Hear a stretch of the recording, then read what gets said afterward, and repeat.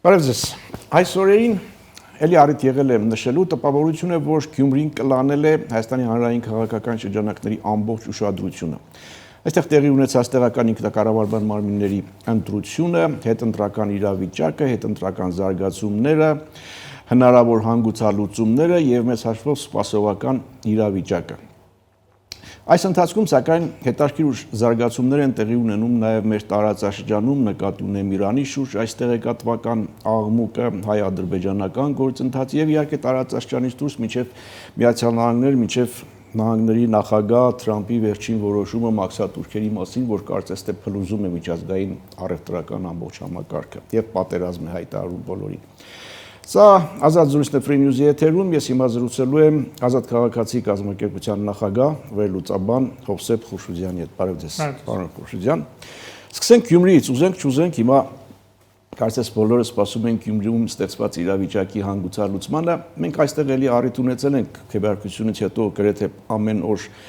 այս խնդրին անդրադառնալ, բայց շրջանցել հնարավոր չէ, կարծես թե 1-2, գուցե 3 հարցով անդրադառնանք, դուք ընդհանուր առմամբ ինչ արձանագրումներ ունեք այստեղ տեղի ունեցած ընտրություններից, հետընտրական վիճակի, զարգացումների եւ հնարավոր հանգուցալուծումների մասին։ Նախ նոր երևույթ է, որ այսպիսի մեծ ուշադրություն է արժանացնում, իր վրա կենտրոնացնում ուշադրություն դիմ որևէ ընտրություն։ Այսինքն Գյումրու ընտրությունները ըստ էության դիտվում են շատ քաղաքական ուժերի կողմից, նաև հասարակության կողմից, որպես նախերգանք մյուս տարվա խորհրդարանական ընտրությունների։ Դուք եք այդպես համարում։ Որոշակի առումով այո, որովհետև սա ստուգատես էր նաև ուժերի, նաև մոտեցումների, մարտավարությունների գնահատում էր։ Այդ իմաստով օրինակ Եվրադաշինքը շատ բան ունի խորհելու, որովհետև ըստ էության ինչքան էլ որ ինքը նոր ուրեմն գաղափարներով, նոր այսպես նույնիսկ մեթոդաբանությամբ առաջնորդվեց եւ եվրոինտեգրման գաղափարը ըստ էության իր դաշինքի անվանման մեջ դրեց, որը թիմ ընտրություններում թվում էր թե այդքան մեծ նշանակություն չպետք է ունենա եւ իրականում չունեցավ, բայց դա այսպես մյուս տարվա խորհրդարանական ընտրություններին ընդառաջ էր արվել, ոնց որ ես եմ հասկանում, եւ այդ իմաստով իհարկե անկախ նրանից, որ դա տեղական ինքնակառավարման մարմնի օրակարգ չի, Հայաստանի արտաքին քաղաքական կողմնորոշումները կամ ուղենիշները, բայց դա որոշակի մտածելու տեղ տվեց, որովհետև տեսեք, Եվրոդաշինքը փորձ արեց իրեն դիրքավորել որպես թե իշխանությունների, թե նախկին քրեա օլիգարխիայի մնացուկների, որոնք ընդդիմություն են հենց անվանում, այլընտրանք։ Այսինքն այդ սևի եւ սպիտակի տարանջատումներից դուրս փորձեց այլընտրանք առաջարկել։ Բայց ընտրությունը էլի սևի սպիտակի տրամաբանությամբ։ Ցավոք սրտի, այո, այն որ Եվրոդաշինքը մի քանի 100 ձեն պակասեց, որ անցնի ավականի, չհերիքեց այդ ձայները, դա նշանակում է, որ ամեն դեպքում իրեն չհաջողվեց ցույց տալ հասարակությանը, որ այդ սևից եւ սպիտակից բացի կա այլընտրանք։ Ինչի, որովհետև Եվրոդաշինքը շատ իմաստներով ասոցացվում էր իշխանություններին աջակցող որպես ուժ էր դիտարկվում, որովհետև առնվազն արտաքին քաղաքական հարցերում բազմիցս, քանի որ եվրոպական ուղի է ընտրել իշխանությունը եւ նաեւ Եվրաքվեի նախաձեռնությունը հաստատեց եւ օրենքով ընդունեց Եվրամիության անդամակցության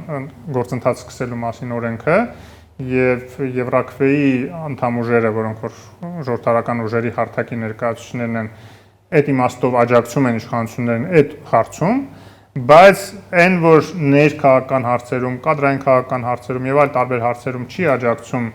Եվրադաշինքը եւ Եվրաքվեն իշխանություններին, դա այդքան չերևաց հասարակության համար եւ նրանք ովքեր որ գոհ են իշխանությունների գործունեությունից գնացին քաղաքացիական պայմանագիր ընտրեցին, ովքեր դժգոհ են, փնտրեցին այլընտրանքը նախկինների առաջարկների մեջ, այլ ոչ թե այս նոր ուժի մեջ։ Եվ ես կարծում եմ, որ մյուս խորհրդարանականին ընդառաջ, եթե իհարկե ֆորմատը պահպանվելու է, ես չգիտեմ ինչ կորոշեն այնտեղ ընդգրկված քաղաքական ուժերը,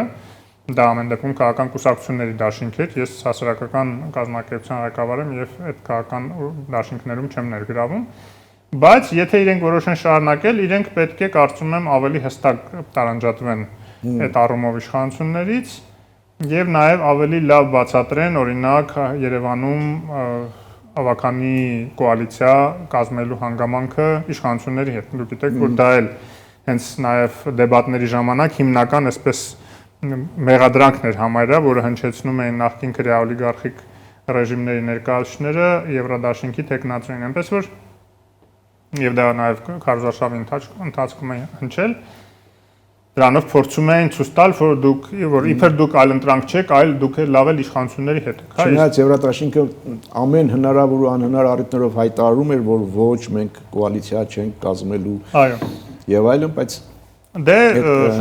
շատերի մոտ ամեն դեպքում այդ կասկածը մնաց ընտրողների մոտ եւ դե չես էլ մեղադրի, մարդկանց անդադ խաբել են պարբերաբար եւ միշտ չէ որ պատրաստ են այս ամբողջապես եւ բոլորը վստահել այդ խոստումներին, ինչքան էլ որ այդ խոստում տվող ուժերը կարծես թե որևէ կերպ չեն արատավորել իրենց նախկինում իրենց խոստումները դրժելու այդ մեղսակցություն չեն ունեցել, հա, այդպիսի բան չեն արել։ Այնպես որ այդ էր խնդիրը եւ ես կարծում եմ նոր ընտրություններին ընդառաջ պարլամենտական կամ եթե միջև այդ լինի օրինակ Վանաձորում կարող է արտահայտ ընտրություններ լինի, ավելի շտկված, հղկված մեթոդաբանությամբ հանդես կգա Եվրոդաշինքը կամ այն ուժերը, որոնք որ կառաջնորդվեն եվրոպական այս ուղենիշներով, անկախ նրանից ինչ դաշինքի մեջ կմիավորվեն։ Սա դասերի մասով, մասնավորապես Եվրոդաշինքի քաղաց դասերի մասով, իսկ հնարավոր հանգուցալուծումների մասով, չնայած էլի այստեղ խոսել ենք, թվում է թե տարբերակ չկա, բայց ամեն դեպքում ցեզ էլ հարցնենք։ Հա, չէ, տարբերակները շատ չեն իրականում, եթե Մարտուն Գրիգորյանը չի միանում որևէ ուժի, իսկ տվյալ դեպքում քննարկվում է Վարդան Ղուկասյանին իրեն ձայն տալու հնարավորությունը, ապա նոր ընտրություններ պետք է լինեն, որովհետև չի հերիքում որևէ մեկին քաղաքապետ ընտրելու համար ձայները։ Նու քիչ էլ հավանական է, որ ինքը ԿՊ-ին աջակցի, հա, դա էլ պարզ է։ Իսկ ԿՊ-ն իրեն աջակցելը։ Նու գիտեք, այդ ԿՊ-ի համար կլինի բավականին տարօրինակ քայլ, երբ որ երկրում իշխող կուսակցությունը, որը ամենաշատ ձայներն է հավաքել Գյումրիում, հանկարծ երրորդ տեղը զբաղեցրած տեխնացուին, որը ակնհայտորեն Սերժ Սարգսյանի թիմակիցն է, դարձնում է քաղաքապետ։ Դա էլ անհասկանալի։ Ինչո՞վ պետք է բացատրի դա, էլի։ Չնայած եթե ուզենա Սերժ Սարգսյանին որպես ընդդիմություն շարքից հանի, կարող է այդպեսի քայլ անել եւ մյուս պարլամենտական ընտրություններին ոչ մեկ Սերժ Սարգսյանի հետ որևէ կապ ունեցող մարդու չի ընտրի, որտեղ իրեն ընտրողները կոշտ ընդդիմադիրներն էին, նրանք ովքեր տանել չեն կարող, ասենք ԿՊ-ին, եւ եթե հանգած ԿՊ-ն իրենց մարդու նշանակում է քաղաքապետ, միանգամից այն խոսակցությունները, որ դա Սերժ Սարգսյանը աֆիլացված է Նիկոլ Փաշինյանի հետ, միանգամից ապացույց են ստանում ինչ որ։ Այս կողմում փակուղի է կարծես, այն կողմում փակուղի է կարծես, եւ վերջը։ Եվ վերջը նոր ընտրությունը ամենահավանական տարբերությունը նոր ընտրությունները, չնայած մի հետաքրքիր գաղափար հնչեցրեց նաեւ մի լրագրող կար, շատ փայլուն մեր լրագրողներից է Լուսինե Հակոբյան, Լուսինե Պետրոսյանը հրապարակի, ինքը այսպեսի գաղափար է տվել, որ եթե 900-ից ավելի անճշտություններ կա, իսկ իրականում 900-ից ավել անճշտություններ կա։ Հստակ արձանագրված ֆիքսված։ Այդքան արդեն ֆիքսվել է, հիմա ես որքան հասկանում դեռ չի ավարտվել վերահաշվարկը այդ անճշտությունների, բայց նույնիսկ այդքան անճշտությունները բավարար են, որ դրանք ազդեին ընտրությունների արդյունքների վրա, որովհետև բաներից մեկը, այդ ֆրակցիաներից մեկը, որ անցել է, կուսակցություն Դաշինքը, Մայր Հայաստան Դաշինք կոչված է, որին ես անվանում եմ Մայր Ռուսաստան, հա, որովհետև Ռուսաստանից մեռան տղաբերելով, Եդինայ Ռոսիա, չգիտեմ էլ ինչ։ Մի խոսքով, իրենք մի քանի տասնյակ ձայն 50 ձայնով են կարծեմ անցել շեմը անցել հաղթահարել։ Իսկ եթե կա 900-ից ավել անճշտություն եւ անցածներից մեկը, անցած ուժերից մեկը, ավականի անցած ուժերից մեկը ընդհանրեն 50 ձայնով է անցել, դա կարող է ազդել արդյունքների վրա եւ դա էլ կասկածի տեղիք է տալիս, արդյոք լեգիտիմ են այդ իմաստով ընտրությունների եւ արդեն այդ հիմքով կարող են նոր ընտրություններ նշանակել։ Շատ հետաքրքիր բան ասացիք, բայց այս դեպքում պետք է նորից վերահաշվարկ անել, ստուգել այդ 50 ձայն, թե տրամաբանորեն, եթե 900 է, ուրեմն 50-ը։ Հա, զուտ տրամաբանորեն պետք է իհարկե մասնագետներ նաև ԿՀ-ն իր գնահատական տա, որտեղ որքան հասկանում եմ Լուսինե Պետրոսյանը դիմել է ԿՀ-ին այդ հարցով եւ հոդված է նաև հրապարակել։ Տեսնենք ԿՀ-ն ինչ կարձագանքի, կարող է նաև լուծումներից մեկը լինի, որ շատ չձգձգեն, սպասեն այդ ժամկետը անցնի, տեսնենք կոալիցիա ձևավորվում է, քաղաքապետ ընտրվում է թե չէ, այլ զուտ տեխնիկական այդ անճշտությունների արկա այդ մեծ ծավալի պատճառով համարվի, որ դա ազդել է արդյունքների վրա եւ նոր ընտրություններ նշանակել։ Այդ դեպքում արդեն օրենքի ուժով նոր ընտրություններ են տեղի ունենում։ Հետաքրքիր էր։ Մինչև այսօր նման տարբերակ։ Հա, նորություններ։ Բոլոր հնարավոր տարբերակները։ Լուսինեն փորձառու ինքը եղել է ժառանգության նաև շտաբի ղեկավարը նախորդ ընտրության նախագահական 13 թվականի ընտրությունների ժամանակ եւ այդ իմաստով շատ փորձառու է։ Լավ, իսկ Գյումրու ընտրությունների ժամանակ դուք քիչ առաջ նշեցիք այդ արտաքին քաղաքական առաջնահերթությունների շեշտադրումը։ Գյումրու խնդիրներն էին, տեղի խնդիրներն էին դոմինանտ, թե անտեղի շեշտադրումները, այդ թվում նաև արտաքին քաղաքական առաջնահերթությունների մասով։ Չէ, արտաքին քաղաքական Եվրոդաշինքը տեսեք, ինչքան էլ ինքը Եվրոդաշինք անվանումով հանդես եկա, բայց ինքը եվրոինտեգրման հարցեր ընդհանրապես չի քննարկել։ Քարոզարշավի ընթացքում դոմինանտ էր Եվրոդաշինքի խնդիրները տեղական քանի որ Լևոն Բարսեղյանը ավականու անդամ է եղել, փայլում տիրապետում է բոլոր այդ խնդիրներին եւ այլն։ Բայց կային ուժեր, որոնք որ այդ արտաքին քաղաքական բանը փորձում են ռուսամետությունը հատկապես իրանց շեշտադրելով, մեկը կոմունիստական կուսակցության հետ կապերը այսպես անգաժավորելով, հռչակելով, մյուսը Եդինայ Ռոսիայի հետ եւ այլն։ Մեկը ասելով Ռուսաստանից միլիոններ կբերի, մյուսը ասելով Ռուսաստանից գործարաններ կբերի, թե այդ խեղճ ու կրակ Ռուսաստանը չի կարողանում սկի Ուկրաինայում մի միլիմետր առաջ գնա, ամեն միլիմետրի վրա հազարավոր զոհեր է տալիս, որտեղ փողը նաև չի հերիկացնում նորմալ, ինչքան էլ որ ասենք ստեղից ընդեղից քերելով, խնդրելով, համոզելով, ինչ որ կոպեկ հավաքում է, նաև զենքերը, նաև փողերը, թե այդ որտեղից պետք է այդ ուրեմն իր առաջնային խնդիրները թողած պետք է գա Վարդան Ղուկասյանի համար այստեղ բանան, հա, գործարաններ կառուցի, որ Վարդան Ղուկասյանը իր խոստումները կատարեն։ Մի խոսքով այդ ստերը մանիպուլյացիաների զարմանում են, որ գյումրեցիները դեռ այդպիսի բաներին հավատում են եւ հակառակը չեն ուսումնասիրում ծրագրերը, բուն ծրագրերը, որովհետեւ նույն Եվրադաշինքի ծրագրերում շատ հստակ նաեւ լուծումների ճանապարհներ էր գրված, իրատեսական, ոչ թե առանց ինչ որ մեծ խոստումներով, լոլոներով, բայց իրատեսական լուծումները։ Այդ չեմ խոսում նրա մասին, որ մեծ հաշվով, եթե Հայաստանը Եվրամիության անդամ է դառնում մի օր, եւ այդ ճանապարհը մենք ինչքան շուտ անցնենք, այնքան տեղական ինքնակառավարումը ընդհանրապես, ոչ թե միայն Գյումրին, ընդհանրապես տեղական ինքնակառավարումը շատ ավելի մեծ նշանակություն է ստանալ, որտեղ կան ստանդարտներ, կա եվրոպական խարտիան տեղական ինքնակառավարման, որին ի դեպ Հայաստանը անդամ է ստորագրել է, որտեղ որ տեղական ինքնակառավարման դերը շատ պետք է բարձրանա ֆինանսավորման հատկապես հարցում։ Այդ հարկերի չնչի մասնաբաժինը, որ մնում է թիմերին, եւ հետո այսպես այսպես մեթոդաբանությամբ կառավարությունը սուբվենցիաներ լրացուցիչ տրամադրում, այդ սուբվենցիաների փոխարեն հարկային մասնաբաժինը ավելացրեք, օրինակ եկամտահարկի ինչ որ մի փոքր մասը թող գնա տեղերում կամ այլ տեղի տեղական հարկեր կարող են մտցնել եւ այլն, որ մի քիչ բյուջեները ավելանա տեղական ինքնական։ Երբ որ այդ բյուջեները համայնքներում ավելանում է, նաեւ քաղաքական քննարկումն է ավելի հիմնավոր դառնում, որովհետեւ քննարկումը քաղաքական թիմերում ինչի մասն է, թե ոնց ծախսել փողը, չէ, բյուջեն ոնց ծախսել, հիմնականում դա է, այնտեղ ոչ արտաքին քաղաքականություն պետք է քննարկեն, ոչ թե պաշտպանական հարցեր։ Բյուջեի ծախսերը, տեղական կոմունալ հարցեր, կենցաղային հարցեր, մշակութային, կրթական, առողջապահական, այդպիսի հարցեր պետք է քննարկեն։ Կամ ասենք մունիցիպալ ոստիկանության գաղափարը, որ կարող է առաջանալ, հա։ Այդտեղ շատ հարցեր կան, մունիցիպալ ոստիկանության գաղափարը, չգիտեմ, կրթական հաստատություններ, առողջապահական հաստատություններ, համայնքային ենթակայություն,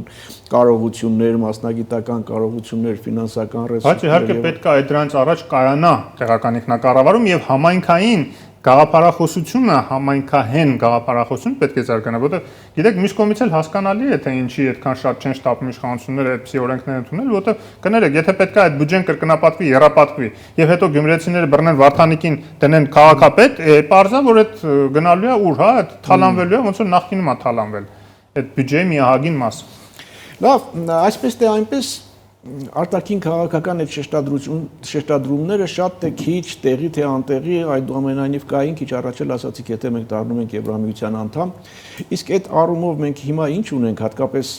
Եվրամիության անդամակցելու գործընթացի մեկնարկի մասին օրենքի ընդունումից հետո։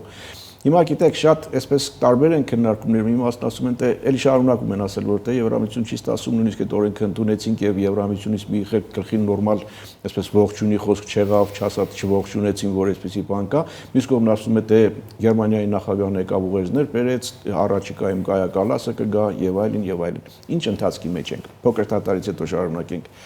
կվերադառնանք վարքյաններ անց։ Իհարկե, սա Ազատ զրույցն է Free News-ի եթերում, ես զրուցում եմ Ազատ քաղաքացի կազմակերպության նախագահ վերլուծաբան Հովսեփ Խուրշուդյանի հետ։ Մենք տեղական ինքնակառավարումից եւ Գյումրիում տեղի ունեցած ընտրություններից սահուն անցանք դեպի Հայաստան-Եվրամիություն հարաբերություններ։ Տեսեք, Եվրամիության հետ մենք ունենք շրջանակային համաձայնագրի, որի շրջանակներում հիմա այդ հարաբերությունները կարգավորվում են, դա ՍԵՊԱ-ն է։ Այսինքն համապարփակ եւ ընդգրկուն համագործակցության համաձայնագիրը, որը որ հիմա բանակցվում է SEPA+, այսինքն դրա ընդլայնված տարբերակը ստորագրելու հարցը, բայց դա սկսել էր քննարկվել մինչև դեռ Եվրաքվեի նախաձեռնությունը։ Եվրաքվեի նախաձեռնությունից հետո մի քիչ անտրամաբանական է ընդհանրապես SEPA+-ի մասին խոսել։ Հիմա պետք է խոսել արդեն ասոցիացիան, առնվազն ասոցիացիան համաձայնագրի եւ DCFT, այսինքն խորի եւ համապարփակ ազատ առևտրի գոտու մասին համաձայնագրերը, եւ այստեղ պետք է քննարկում ծավալվի անցման շրջանը ԵԱՏՄ-ից դուրս գալու եւ Եվրամիություն մտնելու նախաշեմը, հա, հաղթահարելու, այսինքն DCFT-ը ստորագրելու, ինչպես պետք է անենք, որ նվազագույն կորուստներով եւ առավելագույն, ուրեմն շահույթներով եւ առավելություններով մենք ստանանք։ Դա այդ քննարկումը ցավոք սրտի դեռ այդքան լավ չի ծավալվում։ Դա նաև կապված է նրա հետ, որ իշխանությունները մի քիչ դանդաղ են այդ ուղղությամբ շարժվում։ Նույնիսկ SEPA-ն իսկի կիսով չափ չեն իրականացել, չնայած խոսք է գնում 80%-ի մասին։ Ես էլ ժամանակին այդ մի անգամ այդ թիվը հնչեցրեցի, բայց այդ հնչեցրել է հիմնվելով մի եվրոպացի պաշտոնյայի վրա։ Բայց Հայաստան-Եվրամիություն քաղաքացիական պլատֆորմի ուսումնասիրությունները, որ ես անդամ եմ ես, հա, ցույց են տալիս, որ նույնիսկ կեսը չի հաղթահարված նորմալ, հա, կարող է քանակական իմաստով կեսից ավելին է, բայց որակական ծավալային առումով կեսը նույնիսկ չենք իրականացել SEPA-ի պարտավորությունների, եւ դա իհարկե էական խոչընդոտ է ծավալելու մեր ներգրավումը, մեր ինտեգրումը եվրոպական թե շուկաներին, թե իրավական դաշտին, հա, որտեղ դա մոտարկման խնդիր կա օրենսդրությունների։ Եվ այդ առումով իհարկե այս վերջերս իդեպ 2 օր առաջ տեղի ունեցավ Հայաստան-Եվրամիություն քաղաքացիական պլատֆորմի SEPA-ի պլատֆորմի ընդլայնված նիստը եւ ժամանել են մեր գործընկերները Բրյուսելից, այսինքն մեր եվրոպական գործընկերները եւ նաեւ հրավիրել են պաշտոնյաների, կային նաեւ ազգային ժողովի եվրոինտեգրման հանձնաժողովի նախագահներ, փոխնախարարներ են ներկա արտգործնախարարությունից, Եվրոպայի վարչության պետը եւ այլն, եւ նաեւ եվրոպական պատվիրակության ղեկավարը այստեղի, հա, պարոն Մարագոսը, շատ հետաքրքիր կարևոր քննարկում ծավալվեց, տեսեք, հարցերից մեկն էր, որ նույնիսկ այն օրինակ Եվրոմիությունը գիտեք 2.7 միլիարդ եվրոյի գումարներ է հատկացրել եւ դրանից ընդամենը 600 միլիոնն է իրացվել, հա։ Այն 2 միլիարդը այնքան ձգեցին ու պարզվեց կարողությունների պակաս կար նաև կառավարությունը, որ համապատասխան ծրագրեր ներկայացնեն, որ այդ ֆինանսավորումը ստանային, որտեղ դա դրամաշնորհներ չէ, դա հիմնականում վարկեր են եւ ինվեստիցիաների ներդրումների խոստումներ։ Բայց այդքան ձգելուց հետո էլ հիմա Եվրոմիությունը, քանի որ այնտեղ ֆինանսական խնդիրներ կա, ես նաև կարող է չտա։ Կուլիսներում խոսեցի, ոչ թե կարող է չտա, իրենք մի քիչ ավելի նեղացրել են ֆոկուսը այդ ֆինանսավորման տրամադրման եւ հիմնականում ՊՄԾ-ների համար են ուզում դա բան անեն, որտեղ միջև այդ ենթակառույցների համար նաև կարող են օրինակ ջրամբարաշինության համար չգիտես ինչի ժամանակին ծրագրեր չներկայացրեցին, իսկ այնտեղ հսկայական պոտենցիալ ունենք մենք եւ այլն։ Հիմա նեղացել է, բայց այդ թեկուզ այդ նեղացած ֆորմատով պետք է հասցնենք, որտեղ մի տարի էլ չօգտագործեցին, 27 թվին դա ավարտվում է արդեն, այդ էլ չեն կարողանա այլասել։ Իսկ մեծ հաշվով հիմա մենք հույս ունենք կամ վստահ ենք, որ Հարավային Կովկասում Եվրամիությունն իր քաղաքականության մեջ որպես հենակետ դիտարկում է, դիտում է Հայաստանի Հանրապետությունը։ Թե այստեղ էլի բարդ է ասել, որովհետև Թուրքիա կա, Թուրքիան էլ ինքնին առաջարկում է Եվրոպայում այդ նոր ճարտարապետության մեջ դերակատարության եւ հետեւաբար նաեւ Հարավային Կովկասում նաեւ մեծ դերակատարության եւ այլն։ Այո, միանշանակ դիտարկում է, դա ոչ մի կասկած չկա։ Այն ակտիվությունը, որը որ եվրոպական պաշտոնյաները դրսևորում են Հայաստանի հետ կապերը զարգացնելու առումով, հարաբերությունները այսպես ավելի սերտացնելու առումով, եւ այդ միայն փոխայցելություններով դա չի արտահայտվում, հա, ցույց է տալիս, որ այո, Եվրոմիությունը տեսնում է հենարան որպես իր համար Հայաստանը տարածաշրջանում, որտեղ Վրաստանից արդեն մի տեսակ հիաստապություն կա բավականին մեծ, Ադրբեջանը ընդհանրապես որևէ հետաքրքրություն չունի Եվրոմիության հետ կապերը սերտացնելու, Թուրքիայում էլ էս անկայունությունը եւ այլն ցույց է տալիս, որ միակ կայուն ինչ որ մի այսպես կղզյակը եվրոպական արժեքների եւ եվրոպական ձգտումների մղումների այս տարածաշրջանում Հայաստանն է։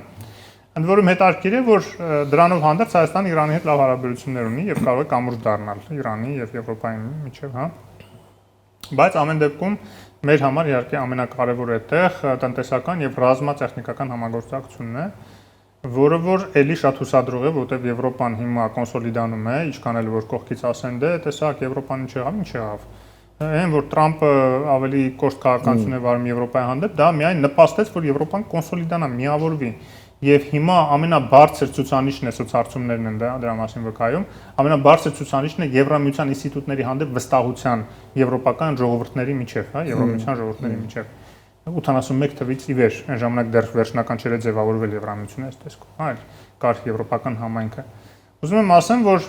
նաև 800 միլիարդի հատկացման ռազմական ծախսերի հատկացման այդ գումարը, որը որ նախատեսել է մի քանի տարվա ընթացքում ծախսել Եվրամիությունը եւ ըստ էության գտել է այդ գումարները, ցույց է տալիս, որ Եվրամիությունը դառնալու է ռազմաքաղաքական բևեռ արդեն, հա, եւ ինքն է իր անվտանգության համար պատասխանատվությունը ստանձնելու, իր սահմանները պաշտպանելու համար պատասխանատվությունը ստանձնելու, այն ինչ որ նախկինում հիմնական բեռը Միացյալ Նահանգների վրա էր, դրա համար հսկայական ծախսեր են արվելու, դրա համար նույնիսկ միջուկային պոտենցիալը եւ արսենալը կարող է մեծացվի եւ դա Ֆրանսիան է իր վրա վերցրել եւ դա շատ լավ է որ Ֆրանսիայի դերն է նաեւ Եվրամիությունում կտրուկ ավելանում, իսկ Ֆրանսիան միշտ հայկական շահերի ջատագովն է եղել առանձնաշնորհյալ հարաբերություններ եւ հակառակը Ադրբեջանի եւ Թուրքիայի հետ Ֆրանսիայի լարված հարաբերությունները ցույց են տալիս, որ Ֆրանսիան ինչքան դեր իր ավելանա, այնքան ավելի ճնշումը հատկապես Ադրբեջանի վրա, որ մեր համար շատ կարեւոր է, կավելանա եւ էֆեկտիվ ավելի կդառնա, հա։ Այդ ուղղությամբ իհարկե բայց պետք է աշխատել դիվանագիտական, ռազմական ինչ սցենար որ նկարագրում եք իհարկե դրական այսպես հույսեր ներշնչում է եւ հատկապես ես ուշադրություն դարձրի որ ասացիք շեշտադրեցիք որ Հայաստանը լավ հարաբերություններ ունի Իրանի հետ, որը կարող է կամուշ դառնալ Իրան-Եվրոպա այս հարաբերությունների համար, բայց այստեղ խնդիրը առաջանում նաեւ Միացյալ Նահանգներ կամ Իսրայել, Իրան, հատկապես ֆեշին շրջանների այս ինֆորմացիոն հոսքի պարագայում մի տեսակ նույնիսկ ինֆորմացիա տարածվեց, հրատապ կայծակնային բոլորը տարածեցին, ռուսական, հետո հայկական, որ Իրանը փակել է օդը, զորքերը բերել է առաջին աշճանի պատրաստվածության, բախում է հնարավոր եւ այլն, իհարկե այդ լուրերը հերքվեցին, բայց դա չի նշանակում, որ իրավիճակը հանդարտ է։ Այստեղ ինչ ակնկալ, ինչ սպասումներ կարող են, կանխատեսումներ կարող են լինել։ Տեսեք, Իրանը հայտարարել է, որ եթե իրեն հարվածեն, ինքն էլ հարվածելու է նավթահորերին, Պարսից ծոցի ուղևորափոխադրման, բեռնափոխադրման ուղիներին, որը որ նավթային շուկայում ցնցումներ է առաջացնելու եւ կտրուկ ավելացնելու է նավթի գները։ Տեսեք, մի կողմից Տրամպի այս տարիֆային քաղաքականությունը նպաստում է նավթի գների անկման, որտեղ դա տնտեսության սառեցման է բերում, ակտիվության նվազեցման է բերում, տարիֆները դա առևտրի սահմանափակում են, առևտրի սահմանափակումը դա արտադրության նվազում է լինելու, որտեղ չեն կարողանալու վաճառել երկրները իրենց ապրանքները, եւ իսկ եթե արտադրությունը նվազում է, էներգիայի ծախսն է նվազում, էներգիայի ծախսը որտեղ նվազում է, նավթի սպառումն է նվազում, դա ուղիղ կապով միշտ տնտեսությունը հենց անկում է ապրում, օրինակ կոവിഡ്ի ժամանակ, հա, նավթը 0-ից ցածր էր գինը, այսինքն փող են տալիս նավթ արտահանողները ինչ որ ընկերություններ, որ մենակ թե նավթը վերցնեն, որ բրեքները չմնա, որտեղ պահեստավորման խնդիր կար։ Բայց հիմա մի քանի դոլարով ընկավ նավթը, հենց այս տարիֆների պատճառով $2 ընկավ, բայց միջև էլ արդեն սպասումը տարիֆների հռչակման արդեն բերել էր էական նվազման։ Բայց մյուս կողմից Իրանի հանդեպ այս լարվածության աճը հակառակը նավթի գները կարող է խթանեն դեպի վեր։ Ինչի՞, որտեվ եթե գիտեն, որ չեն կարողանալու այդ նավթը գնել, նույնիսկ էժանացած նավթը, ելի թանկանալու է։ Մի խոսքով շատ ցավալի իրավիճակ կարող է լինի, որտեղ նավթի գների աճը իհարկե Ադրբեջանի, Ռուսաստանի շահերից է բխում եւ Իրանի շուրջ ցանկացած լարվածությունն էլ Հայաստանի շահերից չի բխում։ Իսկ Իրանին հարվածելու հավանականություն դեռ մնում է ավելի շատ թեկուս անուղակի, բայց բանակցությունների գնալու հավանականություն։ Գիտեք, Միացյալ Նահանգները ամեն դեպքում խուսափում է այդ հարվածից։ Նույնիսկ Տրամպի օրոք, որտեղ այնտեղ կան մարդիկ, որոնք որ հասկանում են դրա հետևանքները ինչպիսին կարող են լինել եւ հատկապես որ անկանխատեսելի կարող են լինել։ Իսրայելը ինչքան էլ որ անդադ այսպես մղում է Միացյալ Նահանգներին այդ քայլի, բայց մյուս կողմից հավանականությունը մեծ է, տեսեք Ֆրանսիայի նույնիսկ կարծեմ Մակրոնն էլ հենց հայտարարել, որ եթե միջուկային գործարքը չկայանա Իրանի եւ Արևմուտքի միջև, անխուսափելի է դառնում պատերազմը, հա, այդպեսի արտահայտություններ։ Նույնիսկ փորձագիտական եւ կառավարության անդամների հավաք է կազմակերպել եւ քննարկել է այդ հարցը։ Այո, եւ դա շատ մտահոգիչ է իհարկե եւ Հայաստանը պետք է հասկանա, թե ինչպես պետք է խուսափի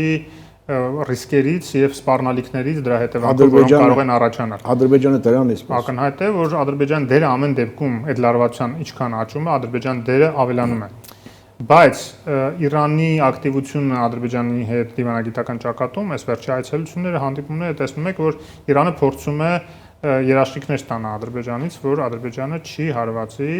Ադրբեջան թույլ չի տա իր տարածքը օգտագործեն իր վրա հարվածելու համար։ Բայց Ադրբեջանը մեծ հաճույքով կառաջարկի իր ծառայությունները։ Վստահ չեմ։ Միացյալ Նահանգներին Իսրայելին չի առաջարկիր ծառայություն։ Վստահ չեմ, որովհետև եթե դրա արդյունքում կամ դրա հետևանքով Իրանը հակահարված տա եւ արդեն ցամաքային ռազմական գործողություններ սկսի, դա կլինի միակ թաթերաբեմը, որտեղ Իրանը կկարողանա իր պոտենցիալը ցամաքային ուժերի պոտենցիալը կիրառել, որտեղ Իրանը հիմնական Իրանի պոտենցիալը ցամաքային է, բայց ցամաքային ուժերով ինքը ոչ կարող է Միացյալ Նահանգներին պատասխանել, ոչ Իսրայելին, որտեղ հեռու են։ Եթե այնտեղ հայտնվում է մեկը, որի տարածքը տրամադրվում է իրեն հարվածելու համար, Իրանը հաստատ այդ հաճույքով օգտագործելու եւ այնտեղ ոչ մի ամերիկյան աջակցություն վախենամ արդեն չօգնի Ադրբեջանին։ Դրա համար ես կարծում եմ Ալիև այդքան բանը հասկանալով բավական շրջահայացել եւ կարծում եմ այդ երաշխիքները տվել է Իրանին, որ այսպես ինչ որ լուրջ բան իր դեմ չի լինի։ Հիմա այդ երաշխիքներին զուգահեռ թե փոքր-մոքր ինչեր կարող է տա, օրինակ հետախուզական ինչ որ բաներ կարող է իր տարածքից դրոններ Իսրայելյան թռնեն բանանեն, ինքնը հերքի թե այդպեսի բան չի եղել, այսպես ինչ որ փորձի պահել համ հարաբերություններ Իսրայելի հետ, համ Իրանին չներգրավի Իրանի դեմ պատերազմում, բայց ամեն դեպքում Ադրբեջանի դերը, որ ավելանում է, դա արդեն մեր համար վտանգ է եւ դրան զուգահեռ մենք մեր դերը պետք է փորձենք ավելացնել, իսկ դա առանց Եվրոմիության հետ ինտեգրման սերտացման հնարավոր չի, ուրիշ ճակատ մենք մեր դերը ավելացնելու։ Այս հաջորդի դրան է գալու, մենք քիչ առաջ խոսում ենք այն մասին, թե ինչպիսին է Եվրամիության քաղաքականությունը Հարավային Կովկասում եւ այստեղ մեր հավակնությունները որպես Եվրամիության հենակետ լինելու, Միացյալ Նահանգների մասով ինչ ունենք, Միացյալ Նահանգների մասով ինչ որ ուրվագծումներ, նախանշաններ կան, թե ի վերջո ինչպիսին է քաղաքականությունը, ով է այստեղ իր գործընկերը, տաշնակիցը, հենակետը, մենք այս առումով ինչ ունենք անելու։ Ասենք Ադրբեջանը եթե իր կարևորությունը, հա, ձեր նշած սցենարների կամ առանց այդ սցենարների իր գործիքներն ունի, մեր գործիքները որոնք պիտի լինեն։ Ես ընդհանրում եմ, որ Ադրբեջանը, քանի որ Իրանին կարծում եմ այդ երաշխիքները տվել է եւ դրանց բոլորն է տեղյակ են, այդ ու Միացյալ Նահանգները, որտեղ վստահ եմ իրեն ինչ որ բան հարցրած կլինեն, չէ՞, քո տարածքը կարողանալու ենք օգտագործել, թե չէ։ Եվ եթե նա հա ասած լիներ, մենք դրա հետևանքները արդեն կունենանք։ Արձագանքները Միացյալ Նահանգներից Իսրայելից կունենանք դրական Ադրբեջանի դեմ ինչ-որ դրական քայլերի տեսքով։ Մենք դա չենք տեսնում։ Հակառակը Միացյալ Նահանգներից գալիս են տարբեր հակաադրբեջանական ինչ-որ ակցիաներ, նույն այդ պատգամբաների, սենատորների, կոնգրեսականների առաջարկը միջև այդ ռազմական բանը դադարեցնելու, հա, Ադրբեջանին եւ այլն օժանդակությունը եւ զուգահեռաբար Մարկ Ռուբիոյի այդ խոսակցությունները թե Ադրբեջանի Բարսաշյան պաշտոնյաների հետ, թե միջև այդ Ֆիդանի հետ, որոնք ասում են, որ չէ, պետք է արդար սկզբունքներով խաղաղություն հաստատվի։ Մենք էլ այստեղ ակին չօգտագործված խաղաքարտեր ունենք, չէ՞։ Ասենք, եթե Միացյալ Նահանգների թիվ 1 հակառակորդը մրցակիցը, չգիտեմ, Չինաստանն է, Ադրբեջանը Չինաստանի հետ ունի ռազմական գործընկերության համաձայնագիր ի տարբերություն մեզ։ Մենք ունենք Միացյալ Նահանգների։ Մենք ունենք Միացյալ Նահանգների հետ։ Ադրբեջանը, Հայաստանը միացել է կրոնական միջազգային ազատության ալյանսին ի տարբերություն Ադրբեջանի։ Ադրբեջանը Չինաստանից զենք է առնում, Ալիևն էլ հաջորդ ամիս է, թե երբ գնալու է նորից Չինաստան հանդիպումի։ Այդ ամեն ինչը դրական ֆոն է ստեղծում հայ-ամերիկյան հարաբերությունների համար։ Դա այնպես չի, որ չի աշխատում։ Մեր արժեքը ամերիկացիների աչքերում նաև դրանում է, այդ ամեն ինչը հաշվի առնվում է բնականաբար, հա, այդ ամեն երկիր իր դոսիեն ունի Միացյալ Նահանգների հարաբերությունների բնականաբար։ Բայց իհարկե դա պետք է ավելացնել եւ Վրաստանի դեպքում էլ տեսեք, Վրաստանը ի տարբերություն Հայաստանի եւ Ադրբեջանի երկուսի հետ էլ ունի ռազմավարական գործընկերության պայմանագրեր, բայց Միացյալ Նահանգների հետ ռազմավարական գործընկերության պայմանագրի սառեցվել է։ Միացյալ Նահանգների կողմից է սառեցվել։ Այդ Վրաստանում այդ դեպքերի ընտրությունների կեղծելու բանի հետևանքներով, այնց որ այս իմաստով տարածաշրջանում միակ երկիրը մենք ենք, որ Միացյալ Նահանգների հետ ամենասերտ հարաբերություններ ունենք եւ պետք է զարգացնենք։ Ես հիշեցնեմ, որ այսօր Միացյալ Նահանգների ստորաբաժանումները ռազմական իրենց զենքով զրահով գտնվում են Հայաստանում։ Ճիշտ է, բաների համար, վարժանքների համար, ռազմական վարժանքների համար, բայց այդ ներկայությունը ինքնին արդեն էական զսպող հանգամանք է ցանկացած ոտնձգության առումով Հայաստանի դեմ։ Այդ չեմ խոսում եվրոպական դիտորդներին էլ, որ ավելացնում ենք այստեղ բավականին ընդլայնված ֆունկցիաներով, որոշակի բարձիկներ անվտանգային Հայաստան ամեն դեպքում ունի։ Այդ չեմ խոսում հենց մեր բանակի ռազմատեխնիկական վիճակի բարելավումը, վարժանքները եւ այլն, շատերը քննադատում են, որ անհրաժեշտ ծավալներով չի արվում, հատկապես մարտավարության փոփոխությունը, վերապատրաստումը, զինվորականության եւ այլն, բայց ամենադեպս մենք տեսնում ենք, որ գործընթացը գնում է։ Մեկ հարցը եւ ավարտենք Միացյալ Նահանգների մենք թեև մի փոքր խոսեցինք, նախագահի այս որոշումը մաքսատուրքերի մասին, սա ինչ է իրենց ներկայացնում, ու Հայաստանն էլ չեն շրջանցել, 10% էլ Հայաստանի համար է սահմանվել, բայց կարծեմ թե 20% Եվրամիության անդամ երկրներ, 30% Չինաստանը, այնտեղ տարբեր Մոլդովայի համար 61%, Մոլդովայի համար 61%, մերն էլ 10%, թե հիմա բայց սա ինչ է նշանակում տնտեսական պատերազմ ամբողջ աշխարհի դեմ, ընդ որում Ռուսաստանի դեմ չկա եւ Բելարուսի դեմ չկա։ Շատ հետաքրքիր է։ Այսինքն Ռուսաստան, Միացյալ Նահանգներ այս շփումների հարաբերությունների պայմանավորվածությունների դաշտում, սա Միացյալ Նահանգների պատերազմն է աշխարհին, թե երկուսի համաձայնեցված։ Ու իրականում Միացյալ Նահանգները հիմա այնքան սանկցիաներ ունի Ռուսաստանի դեմ, որ այսօր կիրառվում է, շարունակում է կիրառվել, որ կարելի ասել, որ ինչ որ չափով հավասարակշռեց, հա, այսպես։ Բայց ինչ է ասում Տրամպը, ասում է ես երկրների հանդեպ եմ մտցնում հիմնականում, որոնք որ մեր հանդեպ ունեն բաներ, տարիֆներ, օրինակ Չինաստանը, Հնդկաստանը հատկապես, Վիետնամ եւ այլն ունեն բավականին մեծ տարիֆներ նշանակած Միացյալ Նահանգների դեմ, բայց հարցն էլ այն է, որ իրենք այդ տարիֆները նշանակում են, որտեղ Միացյալ Նահանգները նաեւ լրջագույն պրոտեկցիոնիստական քաղաքականություն է վարում իր տնտեսվարողների համար։ Բացի այդ արտաքին տարիֆներից, նաև ներսում պրոտեկցիոնիզմ է կիրառում, դրա համար նրանք հաշվարկ են անում, որ այդ պրոտեկցիոնիզմը իրենց վրա չազդի, բռնում են տարիֆներ սահմանում։ Մի խոսքով խառը պատմություն է, բայց դա իհարկե Միացյալ Նահանգների տնտեսությանն է նախ եւ առաջ հարվածելու, եւ մենք արդեն տեսնում ենք ոնց է անկում ապրում տարբեր ճյուղերի ակցիաները, այսինքն արդյունաբերական ձեռնարկությունների, ֆիրմաների, կորպորացիաների խոշոր ակցիաներ ընկնում են, որովհետեւ հասկանում են, որ աշխատանքի միջազգային բաժանումը բոլորի համար շահավետ է եղել միշտ։ Ու եթե Միացյալ Նահանգներում ինչ-որ պահեստամասեր չեն արտադրում մեքենաների, այլ կողքի երկրներում են արտադրում, օրինակ Մեքսիկայում, հետո բերում են Միացյալ Նահանգներ, որպեսզի հավաքեն օրինակ այդ Ford մեքենան դրա արդյունքում բավական էժան է ստացվում։ Հիմա եթե տեղում արտադրեն այդ պահեստամասերը, ինչին մղում է Տրամպի տարիֆներով, ասում է տարիֆ եմ դնում, որ այդ պահեստամասերը ստիպված բերեք, ստե արտադրեք։ Այդտեղ աշխատավարձերը բարձր են ավելի, հարկերը ավելի ծանր են նստում եւ այլն, եւ արդյունքում Ford-ը կարող է, ասենք, մի 20, 30, 40%-ով թանկանա։ Ով կառնի այդ Ford-ը։ Բնականաբար արտադրությունը կտրուկ նվազելու է, եւ դա միայն Ford-ի պատմությունը չէ, բոլոր տնտեսական ճյուղերին է դա վերաբերում։ Տեսնենք ինչի կհանգեցնի, հետևենք իրադարձությունների զարգացումներին, շնորհակալ եմ զրույցի համար։ Սա Ազատ զրույցներ Free News-ի եթերում ես զրուցում եի Ազատ քաղաքացի կազմակերպության նախագահ վերլուծաբան Հովսեփ Խուշուձյանի հետ, կհանդիպենք։